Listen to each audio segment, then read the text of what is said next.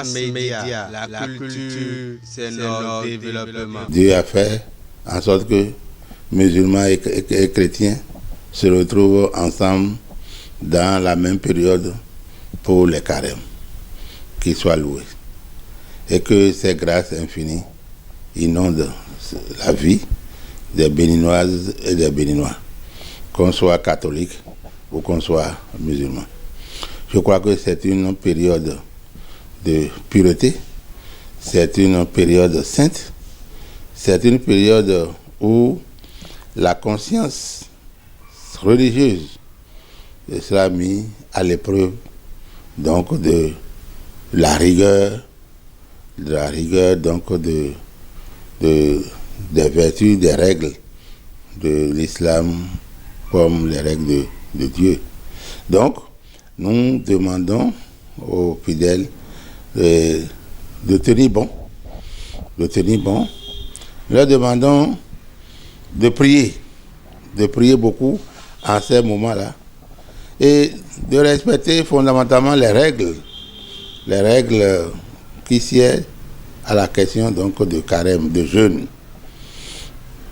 Jeûner, c'est reconnaître qu'il y a un supérieur, un être suprême qui veille sur nous. Et jeûner, c'est se soumettre à la volonté de l'être supérieur. Jeûner, c'est accepter le voisin comme son frère. Jeûner, c'est les moments de piété, de regret de ce que nous avons fait de mal. Jeûner, c'est se solidariser avec l'ensemble des composants de la nation. Je crois que si on comprend toutes ces vertus-là, je crois que le jeûne sera bien faisante pour chacun de nous. Et jeûner, c'est aussi une manière de désintoxiquer notre organisme. Parce que on a trop mis dedans. Aujourd'hui, on va dans une perspective de nous désintoxiquer pour paraître beaucoup plus souple, beaucoup plus fragile et beaucoup plus fort à l'intérieur du corps social. Je crois que nous leur demandons beaucoup de courage parce que ce n'est pas facile. Beaucoup de courage pour qu'ils conduisent le jeûne jusqu'au bout et le Seigneur lui-même les accompagnera. Oui, mais c'est la fête internationale des femmes. La fête, la journée au cours de laquelle les droits politiques, les droits civils de la femme sont affirmés et sont réaffirmés. Ouais, la femme, c'est une pièce centrale dans la vie de toute société. La femme, c'est la vie. Sans la femme, il n'y a pas la vie. Vous allez dans une maison où il n'y a pas la femme, cette maison n'est pas habitable. Seydou Badien a écrit la femme fait et défait la maison. Alors, donc, la femme a une valeur importante dans nos sociétés. On ne sait pas comment Dieu a su faire pour que ce soit la femme qui garde l'enfant pendant 9 mois et arrive à le faire sortir.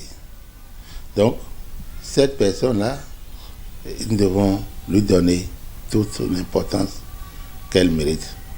C'est pourquoi cette journée-là est consacrée pour honorer la femme, pour lui reconnaître ses droits que nous avons souvent tendance à bafouer et à mépriser. C'est au cours de cette journée-là qu'on répète à sa société que la femme ne doit pas être violentée, que les abus de violence et autres qu'on commet sur la femme doivent cesser, qu'on reconnaît à la femme sa place dans l'économie, dans la politique, dans la culture, dans nos valeurs, dans nos milieux ancestraux, coutumiers, la femme est là.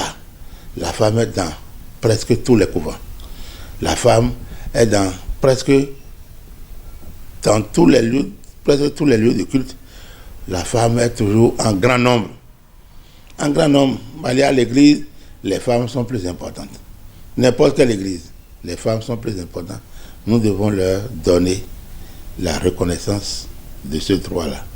Le droit à la construction de la société, le droit à la participation, à la vitalité de la société, le droit à la construction de l'économie. Tout ça, c'est la femme. Vous voyez, aller au champ, vous allez voir même les femmes en train de défier les hommes par rapport à la superficie emblavée ou labourée. Donc, de ce point de vue, la femme est un être cher. Je dirais que la femme, c'est un être sans lequel la vie ne serait pas possible. Donc, la journée internationale de la femme, oui, cette journée-là, si elle n'avait pas existé, il faut la créer. Oui, il y a eu des avancées. Il y a eu des avancées significatives qui nous ont permis d'être aujourd'hui ici, là où nous sommes. Nous avons pu instaurer la démocratie pluraliste, le multipartisme. Nous avons réussi à définir le rôle de l'opposition dans une société démocratique, les questions liées à l'état de droit. Tout ça, l'économie de marché a été instituée à la place de l'économie planifiée. Donc, il y a eu des avancées. Nous avons les institutions et de l'État qui sont là, qui sont mises en place. Et chaque institution joue son rôle. Chaque institution est jaloux de son autonomie. Tout ça, c'est des avancées. Le Bénin a retrouvé sa place dans le Conseil des Nations. Malheureusement, depuis 2016, nous avons eu, dans le jeu des alternances au pouvoir, nous avons eu un autre régime, le régime de la rupture, et qui semble rompre avec tous les progrès réalisés depuis la conférence nationale jusqu'à son avènement. Voyez-vous, depuis 1990, on ne parlait plus de réfugiés politiques. On n'a plus jamais parlé des exilés politiques. Mais tout ça est devenu réalité depuis 2016. C'est inquiétant. Et il y a eu des réformes qui viennent mettre en difficulté les acquis démocratiques. Voyez-vous, on est en train de faire de l'animation politique. Les partis, les démocrates, font des animations politiques, des sorties de reddition de comptes de leurs députés. Mais il y a des maires qui viennent les chasser, des maires qui viennent interdire ces activités-là. Donc tout cela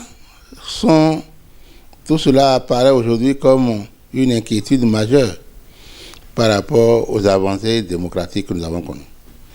Oui, nous avons connu une conférence nationale qui a été enviée. Beaucoup de gens ont copié.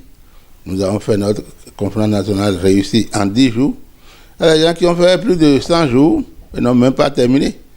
Mais, hélas, nous sommes en train de remettre progressivement en cause par rapport au comportement du nouveau pouvoir, du pouvoir de la rupture. Nous sommes en train de remettre en cause ces acquis et c'est dommage. Pour retourner aux fondamentaux des décisions ici de la conférence nationale. La conférence nationale avait balisé le chemin à tout. Nous devons retourner aux fondamentaux de la conférence nationale. Ouais, on a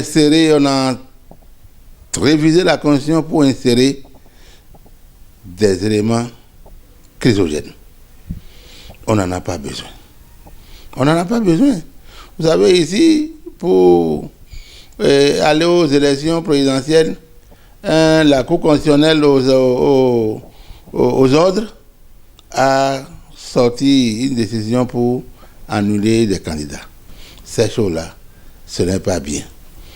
Il faut que la question de parrainage, les questions de pourcentage à obtenir, il faut remettre tout ça à plat pour permettre l'éclosion des ambitions que le peuple va apprécier et donner le pouvoir à qui le mérite à travers les différents projets de société en compétition.